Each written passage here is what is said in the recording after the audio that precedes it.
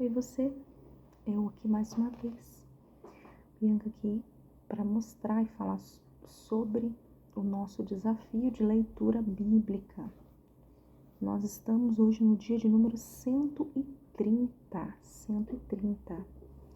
Estamos indo. Livro hoje de 2 Reis, 130 do desafio de 365 dias, lendo a palavra de Deus.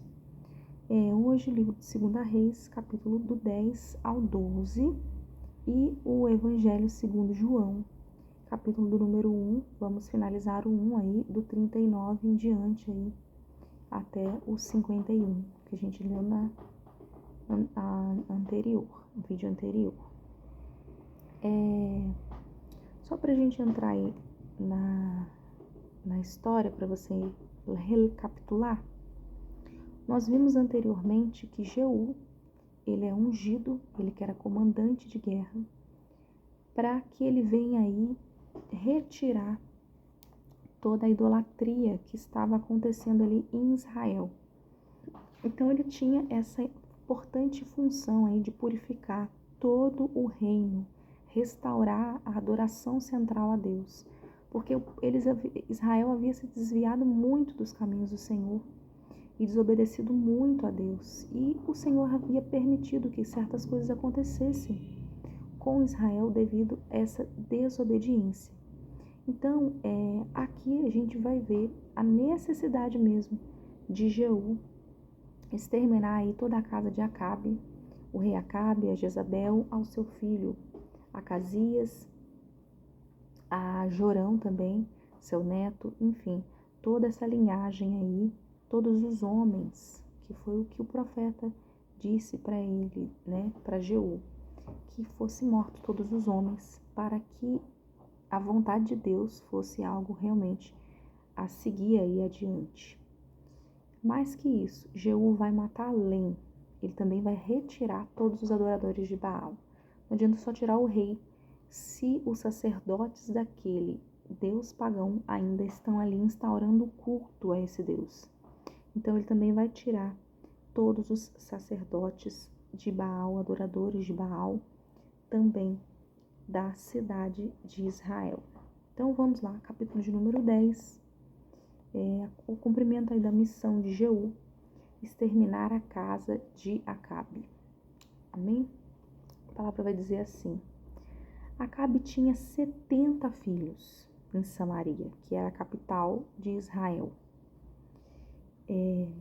Capital de Israel da tribo do norte, tá? Só para você entender. Tribo do norte, quando eu falo isso, é a composição das 10 tribos que agora eram conhecidas como tribo do norte, que pertenciam aí ao Israel, se você for pôr no mapa. Então, 70 filhos ele tinha e eles estavam em Samaria. Jeú, ele escreveu cartas e as enviou a Samaria, aos chefes da cidade e aos anciãos e aos seus tutores dos filhos de Acabe, dizendo: Logo que esta carta chegar até vocês, pois estão com vocês os filhos do seu senhor, o rei, bem como os carros de guerra, os cavalos, a cidade fortificada e as armas. Escolham o melhor e mais capaz dos filhos do seu senhor. Ponham-no sobre o trono de seu pai e lutem pela casa do seu senhor. Jeú propõe uma luta de 1 contra 1. Ali. Porém, eles temeram muitíssimo e disseram: 2 reis não puderam resistir a ele, que seria quem? Acasias e Jorão. Nenhum dos dois pôde resistir a ele. Como poderemos nós fazê-lo? Você quer fazer uma luta de 1 contra 1, mas você já matou 2. Como é que vai ser, Jeú? Que história é essa? Então os responsáveis pelo palácio e responsáveis pela cidade, os anciãos e os tutores, mandaram dizer a Jeú: Somos os seus servos e faremos tudo o que o Senhor nos ordenar. A ninguém constituiremos rei. Faça o que achar melhor. Então Jeú lhe escreveu outra carta, dizendo: Se vocês estão do meu lado, e querem obedecer-me, então peguem os cabeças dos filhos dos reis, meu senhor, e amanhã a essas horas venham a mim a Jezreel. Então os filhos do rei, que eram 70, né, a gente viu no começo, estavam com os homens importantes da cidade que os criavam. Quando receberam a carta, tomaram os filhos do rei e os mataram. 70 homens e puseram a cabeça deles em cestos e enviaram a Jeú em Jezreel. Um mensageiro foi até Jeú e lhe disse: trouxeram as cabeças dos filhos dos reis, do rei, né? Os 70 descendentes aí de Acabe. Ponham as cabeças dos 2 montões à entrada dos portões até pela manhã. E pela manhã Jeú saiu, parou e disse a todo o povo: vocês não têm culpa. E eis que eu conspirei contra o meu senhor e o matei. Mas quem matou todos estes? Portanto, saibam agora que da palavra do Senhor pronunciada contra a casa de Acabe, nada cairá em terra, porque o Senhor fez o que falou por meio do seu servo Elias. Cumpriu.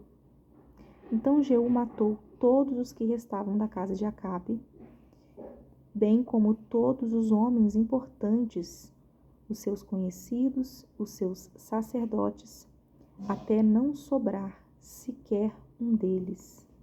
Todos os descendentes aí de Acabe foram mortos, e todos que tinham alguma ligação com ele também. Depois, ele se levantou e partiu rumo a Samaria, no caminho, quando estava em Bet-Eked dos pastores. E Jeú encontrou parentes de Acasias, né? Também aí, filho de Acabe, o rei de Judá, e perguntou: quem são vocês? E eles responderam: somos parentes de Acasias. Então, indo saudar os filhos do rei e os filhos da rainha mãe, estavam indo lá. Eles nem sabiam do que estava acontecendo, né? E aí Jeú, já que estava exterminando e limpando aí Israel de tudo isso, mandou prender e matar também esses que estavam indo visitar aí os parentes de Acasias aí. Mandou matar junto ao poço de Bet-Eked. Eram 42 homens e nenhum deles escapou com vida. Os que estavam indo visitá-los, 42 homens. Versículo de número 15 vai dizer que Jeú vai encontrar aí um aliado, né, Jonadab. E eis que Jonadab vai se unir aí a Jeú e vai auxiliar ele aí. Olha só. Jeú saiu dali e encontrou Jonadab, filho de Recabe, que vinha ao encontro dele. Jeú saudou e lhe perguntou: você tem um coração sincero para comigo? Assim como meu coração é sincero para com você? Jonadab perguntou: eu tenho. Então Jeú disse: se é assim, me dê a sua mão. Jonadab deu a mão, Jeú fez subir a sua carruagem e ele lhe disse: venha comigo e você verá o meu zelo para com o Senhor. Eis que Jonadab agora passa a seguir o comandante Jeú e rei agora, né? Assim Jeú o levou na sua carruagem, e quando Jeú chegou a Samaria, que era a capital ali da cidade, matou todos os que restavam da casa de Acabe, até destruí-los, segundo a palavra que o Senhor tinha anunciado. Então, era necessário essa limpeza espiritual para que o povo não viesse a pecar mais uma vez, né? E aí Jeú, como eu falei, ele tinha essa missão de realmente eliminar todos que tinham qualquer conexão com aquela questão da idolatria ali de Baal. Então ele tem uma ideia. ele resolve que ele vai fazer um culto em massa em Baal. É lógico que era uma notícia falsa, né? Ele não ia fazer nada do tipo, mas ele queria reunir todos aqueles que tinham alguma intenção no coração de adorar a outro Deus que não fosse o Deus vivo de Israel. E aí ele faz essa reunião, olha só, para você entender. Para poder eliminar aí todos os adoradores de Baal. Verso 18. Jeú reuniu todo o povo e disse: Acabe serviu pouco a Baal. Jeú, porém, servirá muito. Por isso tragam agora à minha presença todos os profetas de Baal, todos os seus adoradores e todos os seus sacerdotes, que não falte nenhum, pois tem um grande sacrifício oferecer a Baal. Todo aquele que faltar será morto. Então, Jeú aí tinha essa astúcia, essa ideia aí de reunir as pessoas com o pretexto de sacrificar aí e adorar a Baal de uma maneira que nunca havia sido feita anteriormente, mas com a intenção de matá-los. E aí verso 20 vai dizer: Depois Jeú disse: Proclamem uma reunião solene com honra a Baal. Talvez a galera não tinha acreditado, né? Então ele falou assim: vou dar uma reunião com honras. Vai poder estar na mesa do rei, vai poder receber reconhecimento. Então, quem sabe eles não saem da toca, né? E aí essa proclamação foi feita.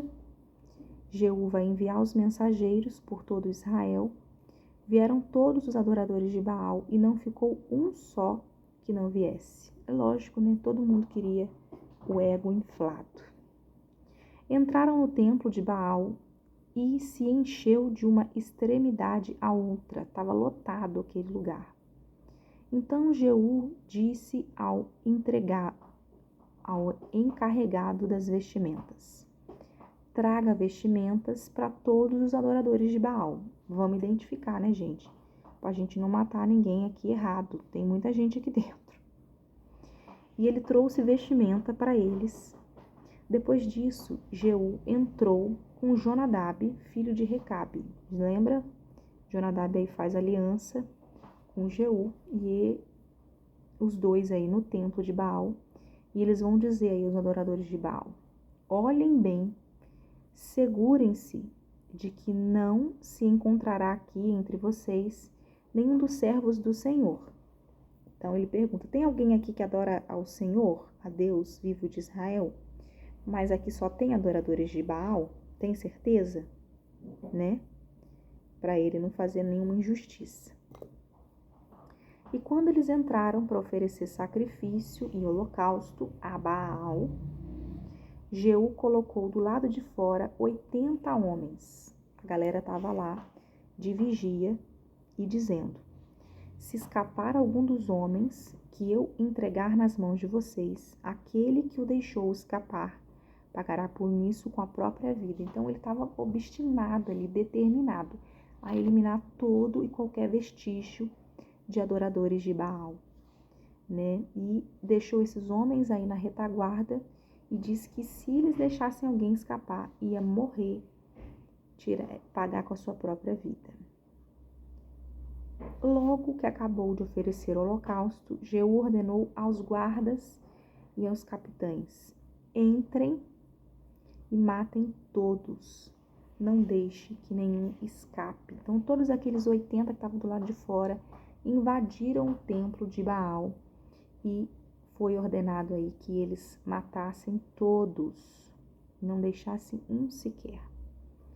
Eles mataram a fio de espada, os guardas, os capitães, os lançaram fora. Depois entraram no meio interior do templo de Baal. E lá eles tiraram as colunas que estavam no templo de Baal e as queimaram.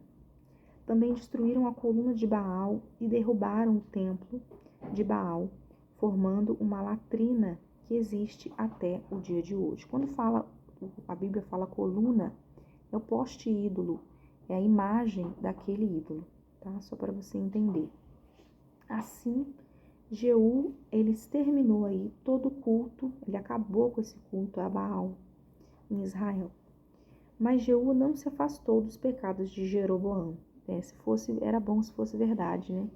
Que a gente tivesse um rei aí que fizesse tudo ok. Filho de Nebate, que este levou Israel.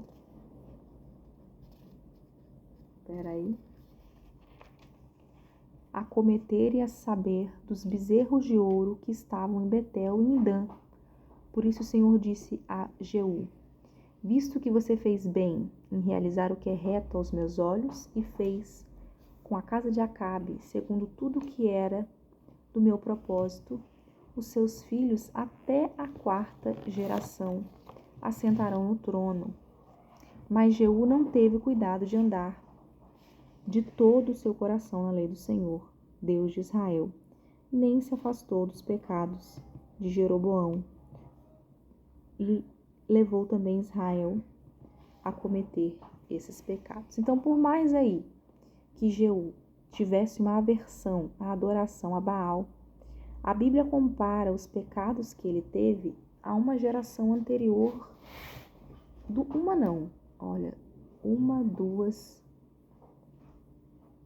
duas gerações anteriores aí a Acabe. Então, assim, ele foi ruim, mas não tão ruim. Se é que isso pode acontecer, né? A palavra diz que ele cometeu os pecados parecidos com Jeroboão. Então, ele acabou se desviando.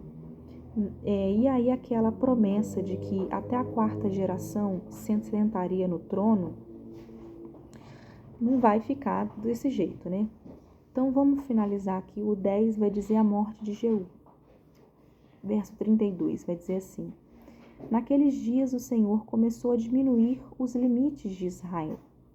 O rei Hazael, que era o rei da Síria, ele conquistou todo o território desde Jordão para da Síria não. É o rei de Edom. Conquistou todo o território desde Jordão para a nascente do sol, toda a terra de Gileade, os gaditas, os rubenitas, os manassitas, desde Aroer, que está junto do vale de Arnon, a saber, Gileade e Bassã.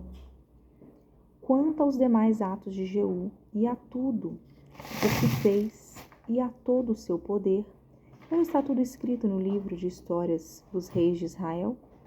E Jeú morreu, ele foi sepultado em Samaria. E Jeoacás, então mais um rei aí para nós marcarmos. Jeoacás, agora seu filho vai reinar em seu lugar.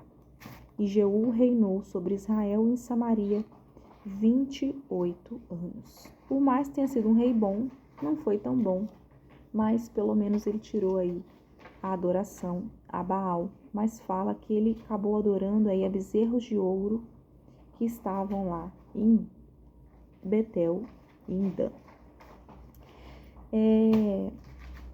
Capítulo de número 11, a gente sempre fala para frente de um rei de Judá e a gente volta e fala de um rei de Israel para meio que ficar equiparado uma história da outra. São reinos distintos, mas que estão caminhando na mesma era assim cronológica para a gente ficar mais fácil de entender as coisas. A gente vai falar agora do reino de Judá e vai falar de Atalia. Atalia, a mãe de Acasias. Ela agora vai tomar o trono. A última vez que a gente viu uma mulher tomar o trono foi quem? Jezabel. Não deu muito certo não, né? Será que a Atalia vai fazer o que é correto? Vamos lá.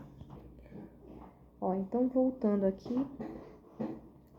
a gente viu, só para explicar melhor, o capítulo de número 8. Não sei se você vai lembrar.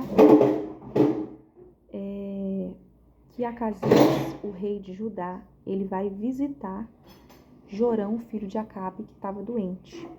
E aí Jeú vai matar a Jorão e Acasias. Os dois vão ser mortos.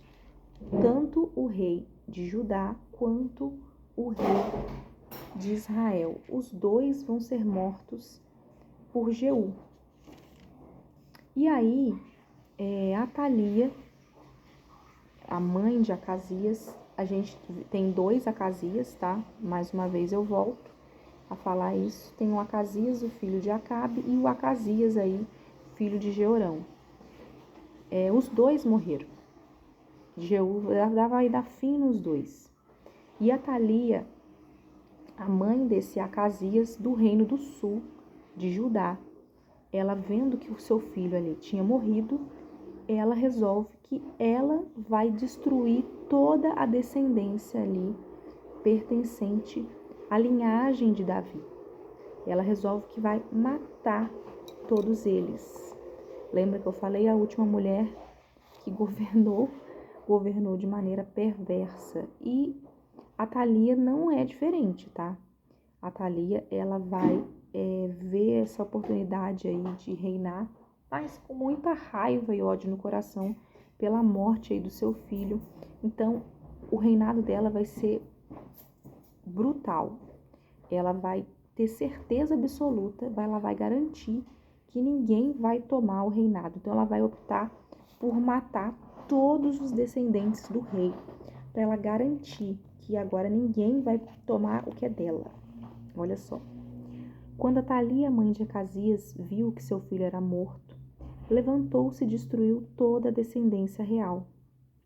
Mas Jeoseba, filho do rei Jorão, irmã de Acasias, marca aí, Jeoseba, raptou Joás, filho de Acasias, no meio dos filhos dos reis, que seriam mortos, e o pôs, juntamente com sua babá, numa câmara interior. Assim eles o esconderam de Atalia, e ele não foi morto. Protegeram aí. Joás esteve com ela, escondido na casa do Senhor, durante 6 anos, e Atalia reinava no país. Então, durante 6 anos, Joás aí esteve escondido dentro da casa do Senhor, protegido aí por Joseba, para que ele pudesse ir lá na frente assumir algo.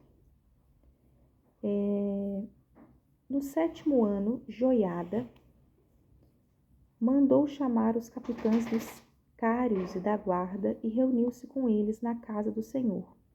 E fez uma aliança com eles, pedindo que jurassem na casa do Senhor.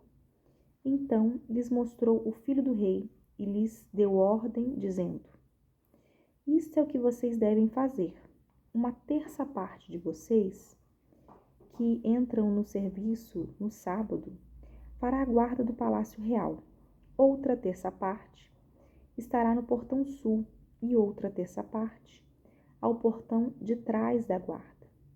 Assim vocês farão a guarda e a defesa desse palácio. Os 2 grupos que saem do serviço no sábado, estes todos farão a guarda da casa do Senhor junto ao rei. E vocês devem rodear o rei, cada um de armas na mão. E se alguém quiser entrar nas fileiras, que seja morto. Vocês devem acompanhar o rei aonde quer que ele for. Então, ele faz uma aliança ali e resolve mostrar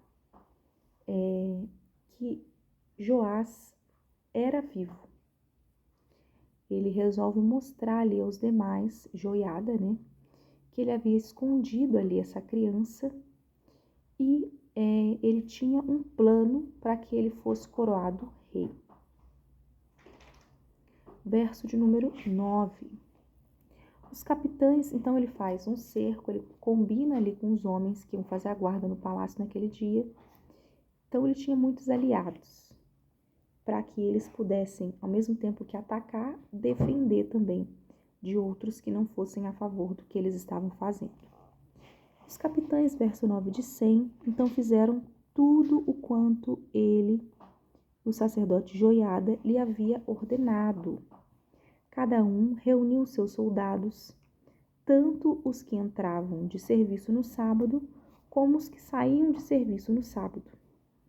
E os levou ao sacerdote Joiada, e o sacerdote entregou aos capitães de 100 as lanças e os escudos que haviam sido do rei Davi e que estavam na casa do Senhor. E os guardas se puseram cada um de armas na mão, desde o lado direito da casa real até o lado esquerdo, e até o altar, e até o templo, para rodear o rei. Então Joiada trouxe para fora Joás, o filho do rei, pôs a coroa na cabeça dele e lhe entregou o livro do testemunho. Eles o constituíram rei e ungiram e bateram palmas e gritaram: Viva o rei! Eis que eles aclamaram aí, esse momento em que Joás seria ungido rei com essa estratégia aí de vir contra o governo de Atalia. E aí, agora, a gente vai ter a morte de Atalia. Olha só, eles vão invadir o palácio. Quando Atalia ouviu o barulho dos guardas e do povo, veio para onde o povo estava, na casa do Senhor. Olhou e eis que o rei estava junto à coluna, segundo o costume. Os capitães e os tocadores de trombetas estavam ao lado do rei. E todo o povo da terra se alegrava e tocava trombetas. Todo mundo estava feliz com Joás poder reinar. Então Atalia rasgou as suas roupas. As vestes, elas são rasgadas em sinal de humilhação, né? E ela gritava: traição, traição. Porém o sacerdote Joiada deu ordem aos capitães que comandavam as tropas, dizendo: façam-na sair por entre as fileiras, e se alguém a seguir, matem-no à espada. Manda ela sair daqui. Porque o sacerdote tinha dito: não a matem na casa do Senhor. Não aqui dentro da casa do Senhor, mas deixa ela aí, que a gente vai prender ela e vai matar ela em outro lugar. Então eles a prenderam, e ela, pelo caminho da entrada dos cavalos, foi para o Palácio Real, e lá, Palácio Real, eles a mataram. Então, depois do rei Zacasias, a gente tem Atalia, uma rainha, e depois de Atalia, a gente tem aí a Joás. Vocês estão marcando os reis? Espero que sim, para você não se perder. Aliança de Joiada, o sacerdote Joiada. Joiada fez uma aliança entre o Senhor e o rei e o povo. Só assim, né? Porque senão esse povo esquece. Para serem eles o povo do Senhor, um só povo. Fez também uma aliança entre o rei e o povo. Então, todo o povo da terra entrou no templo de Baal e o derrubaram até que enfim, e despedaçando os altares e as imagens de Baal. Matã, o sacerdote de Baal, também foi morto diante dos altares. Então todos ali entraram no templo e eles derrubaram o templo. O povo era forte. E o sacerdote Joiada pôs guardas sobre a casa do Senhor. Reuniu os capitães dos cários, os da guarda e todo o povo da terra. E todos esses conduziram o rei desde a casa do Senhor até o palácio real, passando pelo portão da guarda, e Joás sentou-se no trono dos reis. Todo o povo da terra se alegrou, e a cidade ficou tranquila depois que mataram Atalia à espada junto do palácio real. E Joás tinha 7 anos de idade quando o fizeram rei. Ele nem sabia o que estava acontecendo, né? Mas, na verdade, quem estava ajudando ele aí na orientação do reinado era o sacerdote Joiada, Então, talvez por isso deu tão certo aí eles se reconciliarem com Deus, porque era um sacerdote que estava auxiliando aí nessa troca de reinado. Afinal de contas, Joás era muito novo. E aí, como que foi o reinado, então, do pequeno Joás diante de Judá? Capítulo de número 12 de 2 Reis. A adoração agora, ela é renovada, ela é restaurada. Então, a gente vai ver aí Joás com o desafio agora de governar e restaurar aí a Jerusalém. Não só Jerusalém, mas também ao templo do Senhor, né? Visto que ele era um rei que estava com a adoração voltada somente ao Deus de Israel, ele tinha essa preocupação. É um dos reis que mais reinou, que começou com 7 anos, né? Aí ele vai reinar 40 anos, o texto já começa dizendo isso para nós, ó. No 7º ano do reinado de Jeú, Joás começou a reinar. Ele reinou 40 anos em Jerusalém. A mãe dele se chamava Zíbia e era de Berseba. Joás fez o que era reto aos olhos do Senhor todos os dias em que o sacerdote Joiada o dirigia. É como eu falei, né? Ele tinha uma pessoa ali, Natasha aqui, tá? Ele tinha uma pessoa ali que estava ajudando ele, uma pessoa de Deus, né? Um sacerdote. Quando você tem uma pessoa de Deus auxiliando você, é mais certo aí que dê tudo certo, né? E ele estava ali seguindo o que o sacerdote orientava e também fazendo o que era certo aos olhos do Senhor. Apenas os lugares altos não foram tirados e o povo ainda sacrificava e queimavam incenso nesses altos lugares. Nos montes ainda havia alguns lugares em que eles poderiam adorar esses deuses pagãos. Eles não haviam destruído esses templos, o que deixa um resquício aí de idolatria, que a gente sabe que pode acabar voltando contra eles mesmos, né? Mas o texto já fala que Joás fez o que era correto aí diante dos homens, dos olhos de Deus e dos homens. E Joás, ele vai dizer aos sacerdotes: todo o dinheiro das coisas santas que for trazido à casa do Senhor, a saber, a taxa pessoal e o resgate de pessoas, segundo a sua avaliação, e todo o dinheiro que cada um trouxer voluntariamente para a casa do Senhor, deverá ser recebido pelos sacerdotes, cada um dos seus conhecidos, e que os sacerdotes reparem os estragos do templo sempre que houver um reparo a fazer. Então ele estava ali comprometido em refazer o templo de Jerusalém. Por quê? Porque esse templo ele estava bem deteriorado, né? Esse templo ele tinha estado num estado de negligência, porque os outros reis anteriormente não ligaram muito para a casa do Senhor. Por mais que fosse feito de um material muito bom, chegou um momento aí em que esse lugar, toda a casa precisa de reforma, né? Em que o templo também precisava de algum reparo a se fazer. E aí todas as arrecadações ele vai fazer agora uma arrecadação para reconstruir fundos aí para essa reconstrução do templo.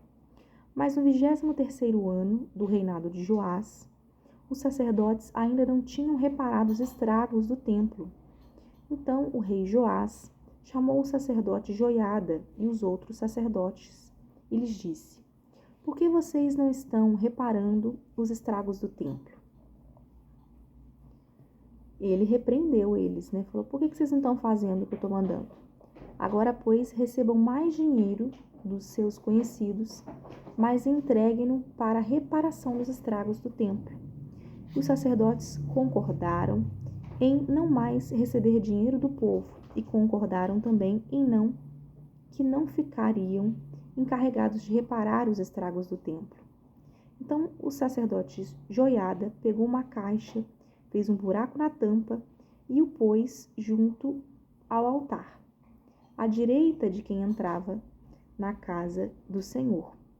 O sacerdote que guardava a entrada da porta depositavam ali todo o dinheiro que era trazido. Então aqui a gente tem a referência bíblica da primeira caixa de recolhimento de ofertas. 2 Reis, capítulo 12, versículo de número 9. Uma caixa com buraco no meio. Primeiro gasofilácio da história. Foi aí, né? E quando eles viam que já havia muito dinheiro na caixa, o escrivão do rei e o sumo sacerdote, que é o cara da tesouraria, eles contavam, ensacavam o dinheiro que se achava na casa do Senhor, e o dinheiro, depois de pesado, ele era entregue aos que dirigiam a obra.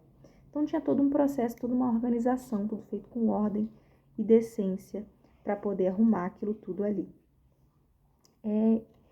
Estes, então, eles pagavam os carpinteiros e os construtores que reparavam a casa do Senhor.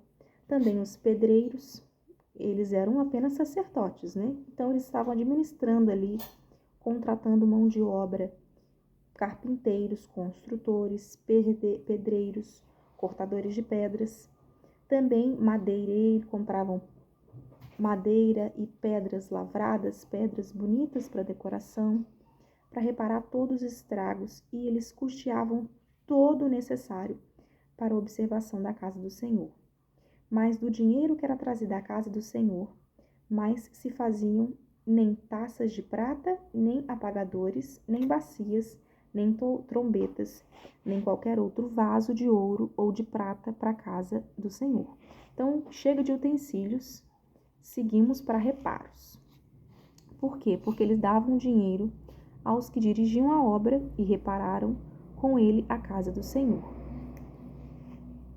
Também não pediam contas aos homens, cujas mãos entregavam naquele dinheiro para dar aos que faziam a obra, porque eram homens honestos, então eram pessoas de bem. Mas o dinheiro da oferta pela culpa e o dinheiro da oferta pelo pecado não era trazido à casa do Senhor. Ficava para os sacerdotes, porque eles tinham lugares para morar, mas eles não tinham herança em si. A herança deles era com o Senhor. Então, eles também precisavam de algum sustento. E esse dinheiro aí, trazido para a oferta da culpa e o dinheiro para a oferta pelos pecados, ficava aí com os sacerdotes, porque eles não tinham trabalho. O trabalho deles era servir a Deus. Naquela época, Azael, o rei da Síria, ele atacou e conquistou a cidade de Gate. Depois, Azael resolveu marchar contra Jerusalém. Porém, Joás, rei de Judá, pegou todas as coisas santas de que Josafá, Jeorão e Acasias, seus pais, reis de Judá, haviam dedicado, bem como todo o ouro que havia nos tesouros da casa do Senhor, nos palácios real, e o mandou a Azarel, rei da Síria, e este se retirou de Jerusalém. Então ele fez um combinado aí. Ele resolveu que ele não ia bater de frente com Azarel, com o rei da Síria. Ele simplesmente meio que pagou tributo, né?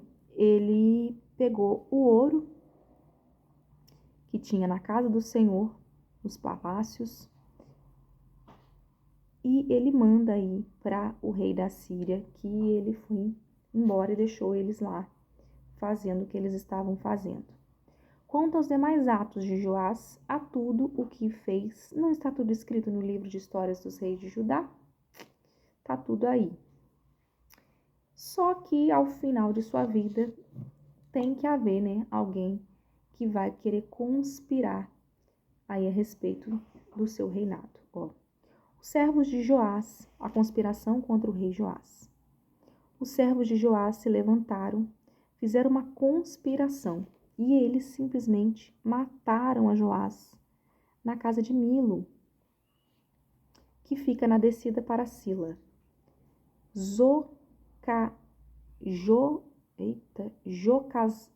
Josacar, filho de Simeete, e Josabate, filho de Somer, servos de Joá, o atacaram e ele morreu. Então, esses dois servos atacaram, traíram, Joás. E Joás foi sepultado no túmulo dos seus pais, na cidade de Davi, e Amazias, seu filho, vai agora reinar em seu lugar. Nada dura para sempre. Até que durou bastante, 40 anos. Ali era muito difícil você ter um rei que permanecesse durante muito tempo, por conta disso, das divergências aí de pensamento de um povo com o outro. Não se justifica, mas é a realidade. Continuando aí o dia de número 130, nós vamos agora para 1 João, vamos dar continuidade no estudo da última vez. Nós falamos que ele é a reencarnação do Verbo, ele é o Verbo que se fez carne e habitou entre nós, e que João Batista veio para testemunhar aí aquele que viria após ele. Ele é a voz do que clama no deserto. Ele batiza com água, mas haverá aquele que batizará com Espírito. E agora, verso de número 29, a palavra vai dizer que ele é o Cordeiro de Deus. Olha só. No dia seguinte, vendo que Jesus vinha em sua direção, João disse: Eis o Cordeiro de Deus, que tira o pecado do mundo. Este é aquele a respeito de quem eu estou falando aí para vocês todos os dias. Depois de mim, vem um homem que é mais importante do que eu, porque já existia antes de mim. É Jesus. Eu mesmo não o conhecia, mas vim batizando com água, a fim de que ele fosse manifesto em Israel. Eu vim batizando todos aí, sabendo que haveria um momento em que ele apareceria no meio de nós. E João testemunhou dizendo: viu o Espírito descer do céu como pomba na hora do batismo de Jesus, pousar sobre ele. Eu não o conhecia. Aquele, porém, que me enviou a batizar com água, me disse: aquele sobre quem você vir descer e pousar o Espírito, esse é o que batiza com o Espírito Santo. Ele é que vai liberar o Espírito Santo sobre vocês, pois eu mesmo vi e dou testemunho de que ele é o Filho de Deus. Então, João Batista tinha certeza que Jesus era o Filho de Deus, porque o próprio Deus havia falado com ele em visão, ou sonho, de alguma maneira assim. Ele foi interrogado pelos sacerdotes e ele fala: esse aí é o Cordeiro de Deus. Os primeiros discípulos de Jesus, então, eles são convocados. Olha só. No dia seguinte, João, outra vez, na companhia de 2 dos seus discípulos, João também tinha discípulos, pessoas que queriam aprender sobre o que ele fazia, e vendo Jesus passar, disse: Eis o Cordeiro de Deus. Devia ser o apelido, que João dava para Jesus.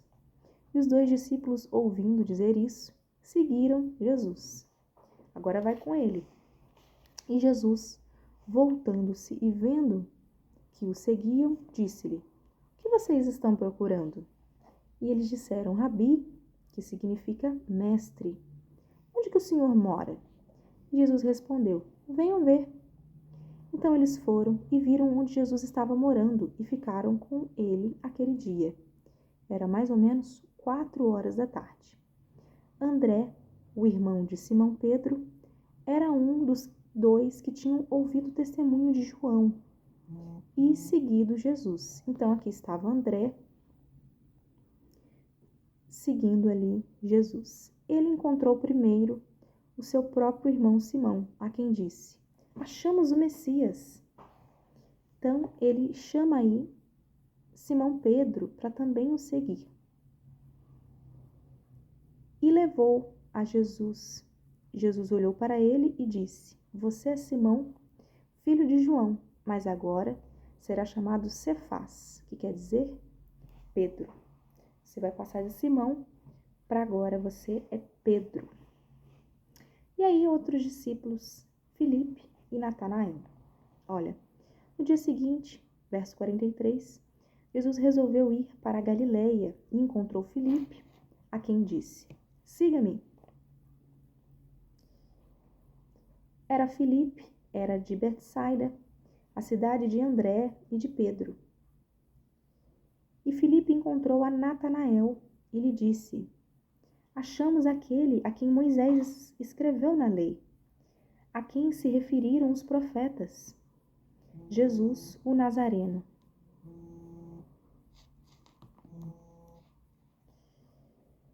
Filho de José. Então, Natanael perguntou: De Nazaré pode sair alguma coisa boa? E Filipe respondeu: Vem ver, vem se você não acredita. E Jesus viu Natanael se aproximar e disse a respeito dele: Eis aí um verdadeiro israelita, em quem não existe fingimento algum. O cara era papum. Ele falava ali o que estava na cabeça dele. E Natanael perguntou a Jesus: De onde o Senhor me conhece? E Jesus respondeu: Antes de Filipe chamá-lo, eu já tinha visto você debaixo da figueira. Aí Natanael ficou com os olhos arregalados.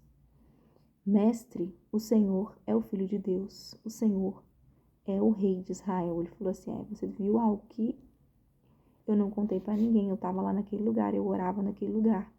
Você viu a minha oração, então realmente você é o Filho de Deus. Ao que Jesus lhe respondeu: Você crê porque eu disse que tinha visto você debaixo da figueira? Só porque eu falei isso? Pois você verá coisas muito maiores do que essa. Se você acha que revelar algo que eu não vi, mas o Senhor me revelou é algo grande, se prepara para as coisas que você há de ver. E ele acrescentou: em verdade lhes digo que vocês verão o céu aberto e os anjos de Deus subindo e descendo sobre o Filho do Homem. Amém? Finalizamos aqui então o dia de número 130. Eu espero que você esteja gostando do que nós estamos fazendo, né? Acompanhando aí os livros, entendendo, lendo e compreendendo mais sobre o que o Senhor deixou para nós na palavra dele. E ensinamento sempre no final, né? Obedecer. Obedecer sempre, seguir a vontade de Deus, sempre. Mesmo que Joás aí fez a vontade de Deus, sempre haverão aqueles que conspirarão contra você. Fica triste não, faz a sua parte, faz o que Deus preparou para você. Reconheça que Ele é o Cristo, fale as boas novas do Messias, reconheça que Ele é o Cordeiro de Deus. Chame outros para estarem com você na presença do Senhor. Faça o seu id acima de todas as coisas, porque a nossa recompensa não é aqui, a nossa recompensa é nos céus. É claro que haverão bênçãos que correrão atrás de nós, mas mais do que isso, a nossa recompensa está com Ele na glória, na graça. Amém? Vamos orar, porque eu não orei no começo. Pai, eu quero agradecer, Senhor, mais uma vez pelos seus ensinamentos, pela sua palavra que é muito rica, que é muito preciosa, que fala sempre conosco. Pai, muito obrigada. Obrigado pelo seu Filho Jesus, Pai. O Senhor mandaste, o Senhor enviaste, Ele viveu, morreu. Ele nos ama. E o seu Espírito Santo, que sempre revela o que precisamos fazer, o que é correto aos seus olhos. Muito obrigado por tudo, Jesus. Muito obrigado, Senhor. Assim nós pedimos e nos ajuda a sempre estar com os olhos voltados para Ti e a sempre Te obedecer. É isso que eu oro e eu peço. Em nome de Jesus. Amém. Amém. Glória a Deus. Finalizamos então aí. Espero você na próxima. Até. Tchau, tchau. Tchau, tchau.